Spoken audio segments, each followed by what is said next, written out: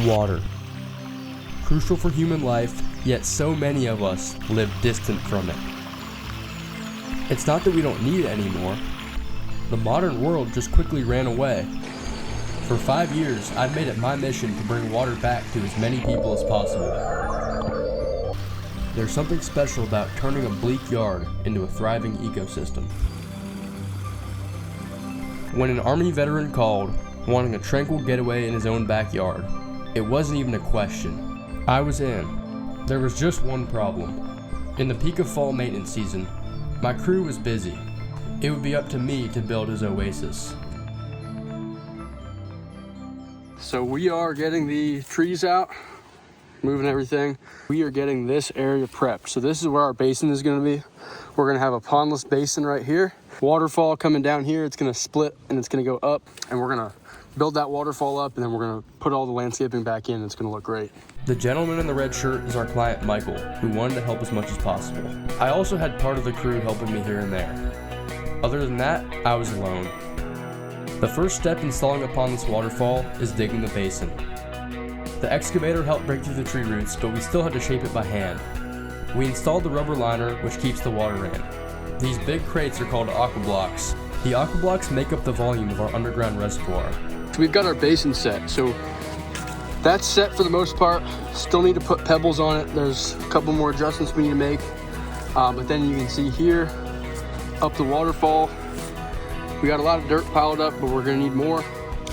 So we'll take the dirt from the trailer and put more in there, and then we're gonna start building the waterfall.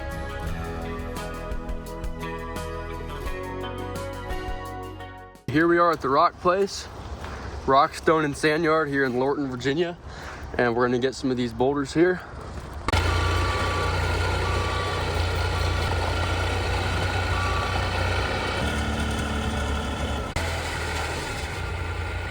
So I got the rocks loaded up. You can see we've got these smaller boulders.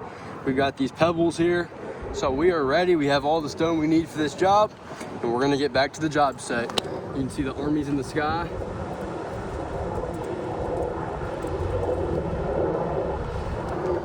But it's time to go.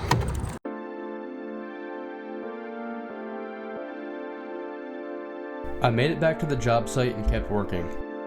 With pondless waterfalls, it's crucial to backfill around them. This prevents settling and shifting.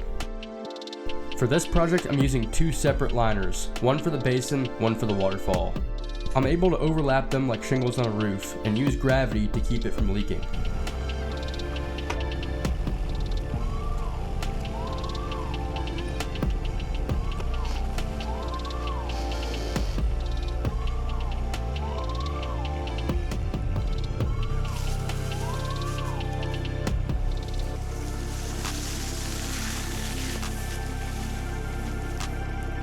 Equally important as backfilling the basin, it's crucial to build the berm properly for the waterfall. I do this by stripping the topsoil and replacing it with compacted fill dirt. If you fail to do that, your waterfall can be ruined in just a few months. You can even compact by driving the machine over the dirt.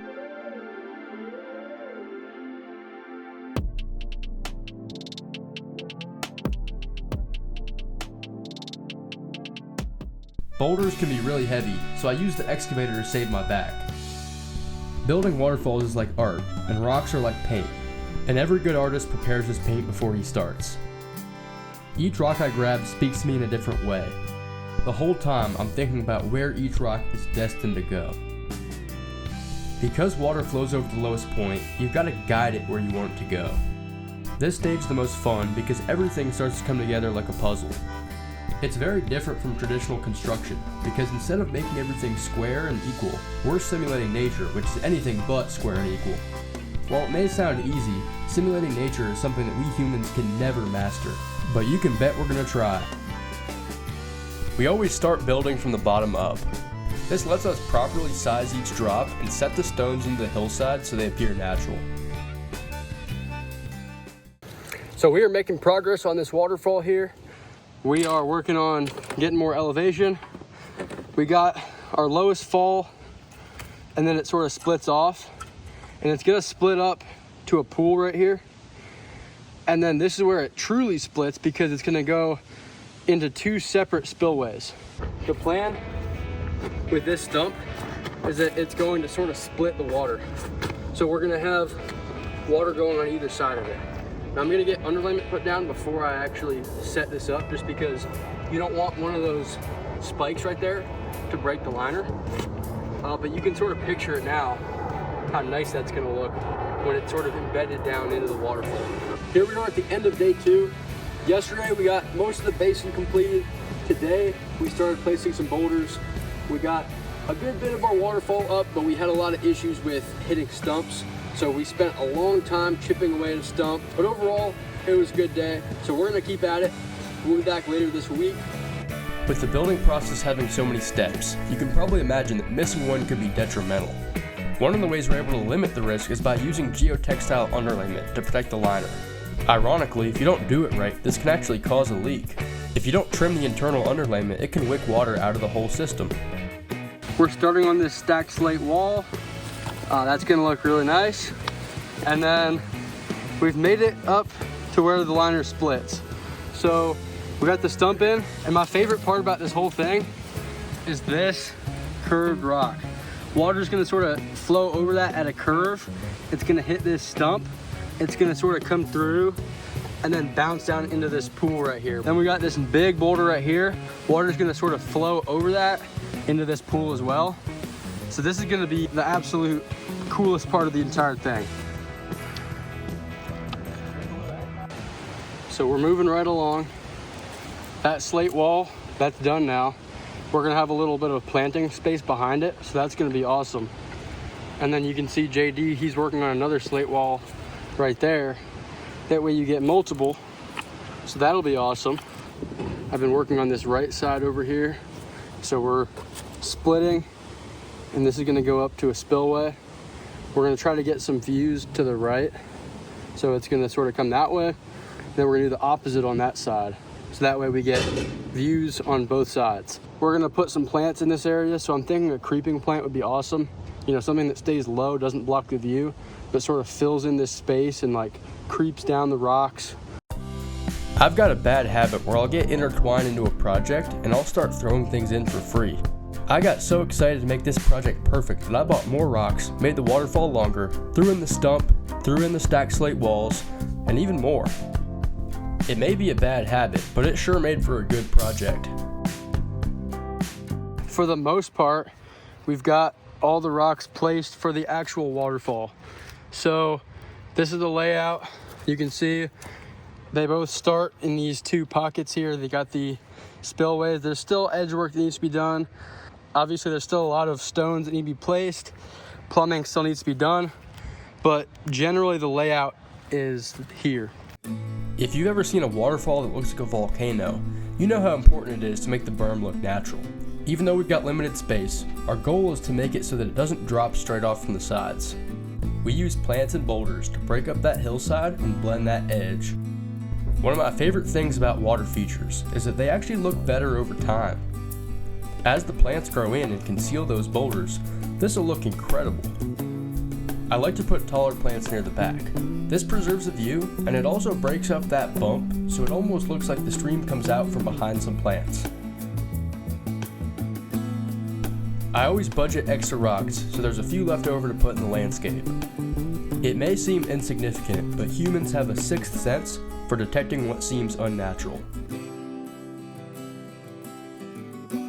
It is the end of day 4. It's time for me to show you a progress update. So here you can see we got the entire waterfall built. Obviously there's edge work to be done. There's, you know, foaming and adding lights and minor finishing work. But now we've got this wall here almost done. It's there, but once it's landscaped in, it's gonna look a lot better, you know, mulched and pebbled and whatnot. But we got our first couple bushes here. It's gonna look a lot more grown in though pretty soon. And then the plumbing, that needs to happen tomorrow. For this waterfall, we're using a submersible pump with an adjustable speed.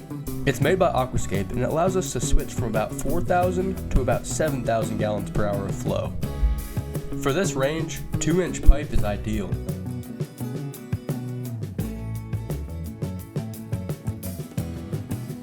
So I have the plumbing nearly done. You can see it goes all the way down to the basin. This is just the last part that I'm doing here. This is where it splits off into the two different spillways. So the plan is to have this lid cover them. I have to do some cutting to make it fit. And then I'm gonna put some gravel down under it so it's a nice platform. But as soon as I have this, I can get the pump installed and then we can start actually running it. I can then do all the edge work. I can finish the landscaping and then it is done. We are ready for the test run. So the waterfall, it's almost done. You can see the edge work still needs to be done, but I'm waiting until we run it to test that. I'm going to turn on the pump and we're gonna see how it goes. We got water coming up. Like I thought, this would look beautiful.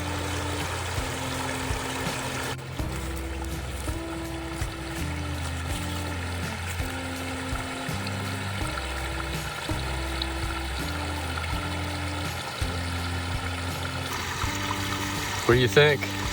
This is awesome.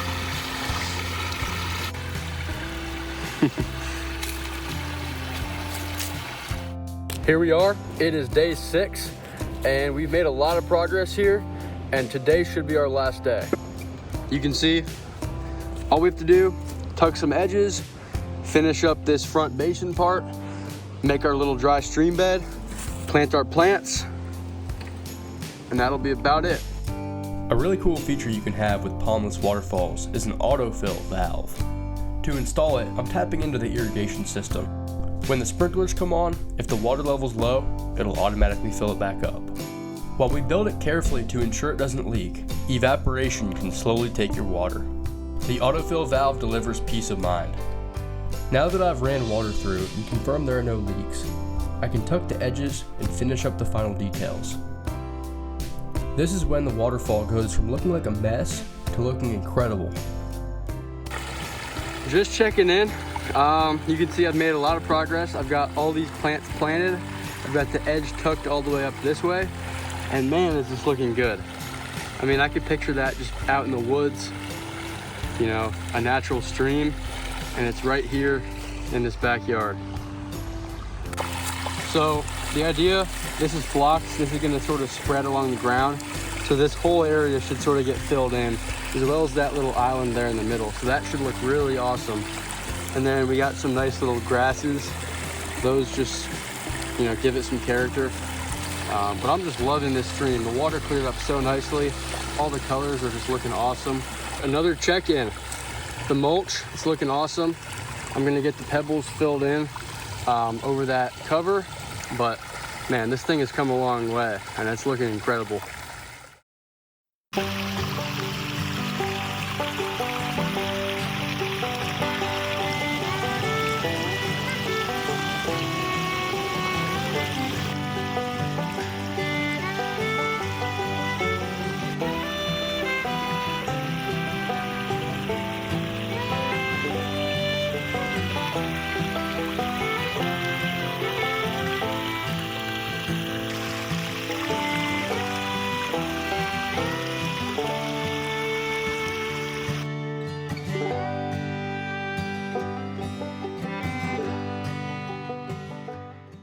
So I want to thank Nova Pond for the great work that they have done. This was a long and very detailed process, and they have met my needs. The whole purpose of me to get in this pond was an inspiration of creating somewhere of tranquility for me.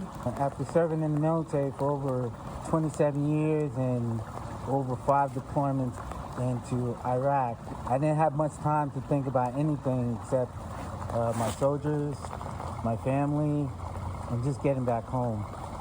And with all that intensity, and now retired, I wanted to create an atmosphere where I could just sit down and enjoy peace, inner and outer peace.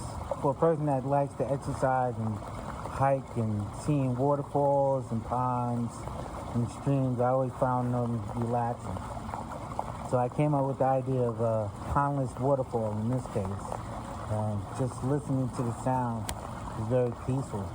Contacting Oscar at Nova Pond, and I explained to him what I envisioned. And I will tell you, he took it to such a level I never expected it.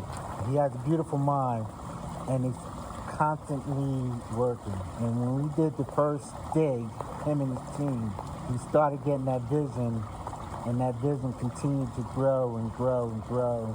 I would say it changed, but it changed in a good way. It changed him to see what I wanted and what I envisioned. And the end result is this. I have a beautiful Pondless waterfall in my backyard that I can enjoy and listen to the sound of peace and relaxation. And I've gotten many compliments on it. I would tell you, this was truly one of the best things I've done, where I will get full satisfaction from this moment on.